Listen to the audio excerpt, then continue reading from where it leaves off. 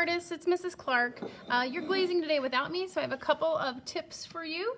As you glaze, remember that glaze is a mixture of minerals, and it looks really chalky when it dries, but it goes into the kiln and we bake it at over 1,000 degrees, and when that happens, this chalky glaze turns shiny and brightly colored, and it seals your pot. It just looks amazing. So your teacher today is going to put glazes out on different tables around the room, and they're going to tell you what the color names are, where to find them. You're going to take your clay project and walk to that spot and glaze. If you are a third grader, you only get to choose one color of glaze for your whole coil pot. And that's because I've done this many times and they really just look better with one color. Often when we try to do more than one color, they end up looking messy. So third graders only one color. You're gonna paint it all. No white spaces showing, except for underneath. The bottom needs to be white. If there's glaze under there, it will glue itself to my kiln, and when I break it off, it'll break your pot. So paint it all, but no glaze underneath. If you're a second grader and you were doing a bird, you're going to choose one color for the bird's body, all the feathers around the eye and around the wing, the tail, even these edges. We want to paint that with your body color for your bird. You're going to do that first.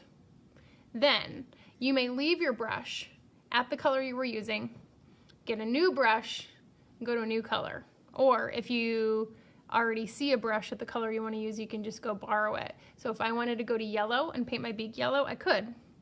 If I wanted another color for my eye and my wing, I could. But the body part of the feathers needs to be all one color, and it's your choice what color you use. So one color for the body, and then maybe 1, 2, 3 other colors for your details. The most important thing with glazing is to think of it kind of like coloring.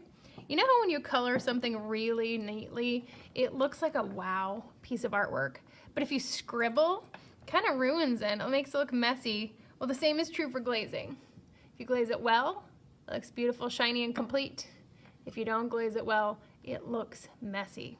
So as you're using your brush, make sure that you have glaze on the tiptoes of the brush and that you are tapping and wiggling your brush into the texture on your pot, whether that's a coil pot or the bumps on your textured bird. We want the glaze to go all the way in those dents. We want everything to make sure it has a nice even coating of glaze on it. There are 2 types of glazes in the art room. Some glazes are plain, all one color. And your teacher will tell you which plain solid color glazes we have left.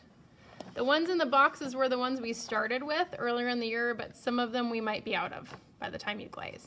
So they will tell you what colors we still have and where they're located in the room, so you can walk to it if you want to use that glaze. The other option is a speckled glaze. Speckled glazes are regular colored glaze, like yellow, with crystals inside.